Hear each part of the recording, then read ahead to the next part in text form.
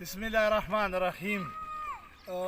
ټولو قومونو ته السلام علیکم ورحمت الله وبرکاتو. په دې شعر باندې به ابتدا وکړم چې خپل وطن به زه په خپلو اینو رنګ کړم که حاجت ته قربانۍ زما د تن شي او که دشمن رانه بری یوړو محبوبې ستا پړونه دې زما د سر کپن شي. وړه چې کومو وړو مسله په لنډي کوتل کې راپورته شوې زمونږ د درې واړو قومونو څخه خیل او شینماني او شینواري کمیټیم جوړه کړې چې یخي سیاسي خلک او قومي مشران او هر قسم خلک دي را سره. مونږ دا حق لرو چې هر شي پوښتنه د حکومت نه وکړو او د هر چا نه یې وکړو ځکه دا زموږ حق دی، دا زموږ د قوم حق دی.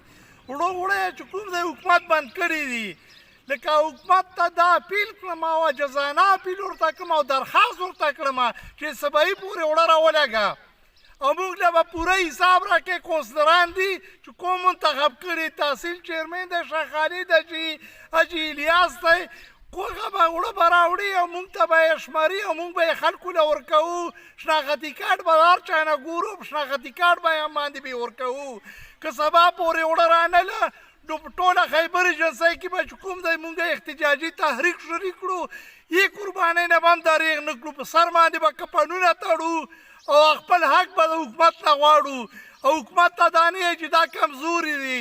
مونږ ګوره جیل ته هم تیار یو، پانسۍ ته هم تیار یو، مرګ ته هم تیار یو چې څوک د هغه لپاره قوم د غریب قوم مظلوم قوم دپاره راوچته کړي هغه د یې قربانۍ نه هم دریغ نه که. هسپتال نه هم خنډه رانه جوړه کړې ده، هېڅ شی پکې نشته دی. هسپتال نه هم ټیک شي ایم ای سره چې کوم دی ډاکټران تعاون نه ورسره که او ټول هسپتال بند پروت دی. حکومت ته مهرباني وکړه چې ایم ای سم بدل که، بجلی کټینګ هم ختم که او زمونږ چې کوم دی دا وړو مسله روژې نه مخکې حل که، وړه سټارټ که.